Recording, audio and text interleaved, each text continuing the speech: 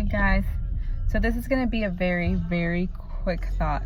I thought about that yesterday. So I was outside and I was, I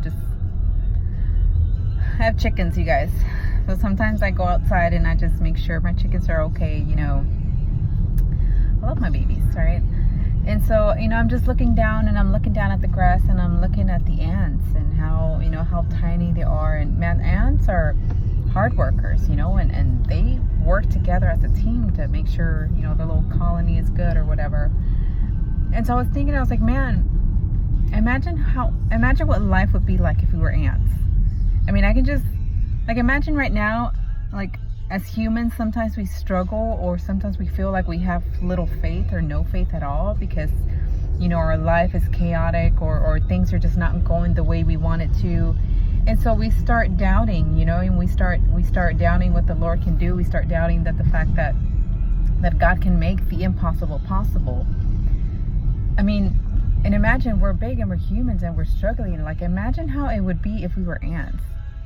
Man, I can I start thinking ants, they have no fear. They're fearless. They would crawl up on a freaking human like nothing and go and bite and do whatever they need to do. And they don't even fear of getting crushed or somebody like us killing them. They're just, it's like David and Goliath kind of thing, And it's like, man, even little tiny ants have so much faith in the Lord that they go around walking around with such courage and such how can I say,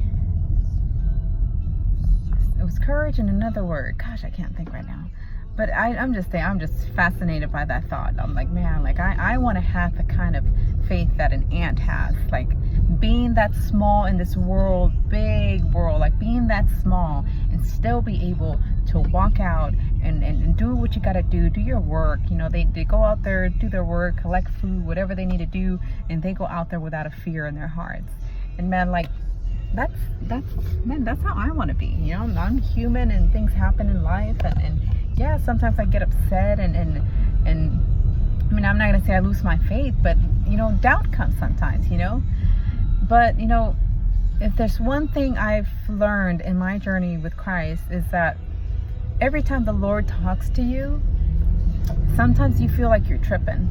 Sometimes you feel like, oh man, I don't know if this is the Lord saying something or if it's just me just overthinking something. But let me tell you, when it is the Lord, He will always give you confirmation regardless. He will give you confirmation.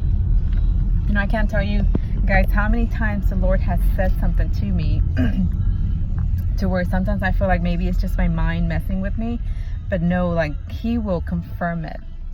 And it's always going to be on His timing though.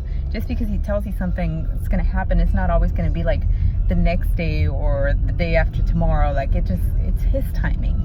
But when it happens, He'll bring it, He'll bring that to remembrance, and you'll know, man, He told me this was going to happen, and it did. A little testimony of how the Lord has used me, man. A while back when me and my best friend, we used to work together, I remember the Lord told me that she was going to get a job offer. And I didn't know the time, I didn't know when, but I told her, hey, and I told her that she was going to get a job offer.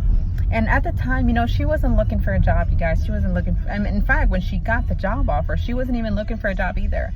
God, she has her faith in the Lord, and she told the Lord what she wanted. And God gave her everything, everything she had asked for in a job, God gave it to her. So that was awesome for her because, it shows that God listens to your prayers, and He knows the desires of your heart, and He's going to give them to you. And confirmation to me to know that I am useful, and God does use me. And just like you, man, sometimes God will say something to you and you may feel like you're tripping or not, but He'll give you confirmation. And don't ever feel like you're useless. Don't ever feel like you're not doing nothing for the Lord, because the Lord will use you if you're willing to be used.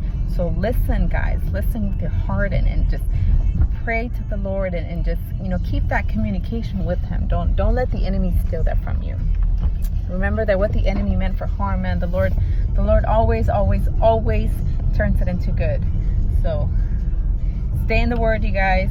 Use that sword of the Spirit. In Jesus' mighty name. Have a good one.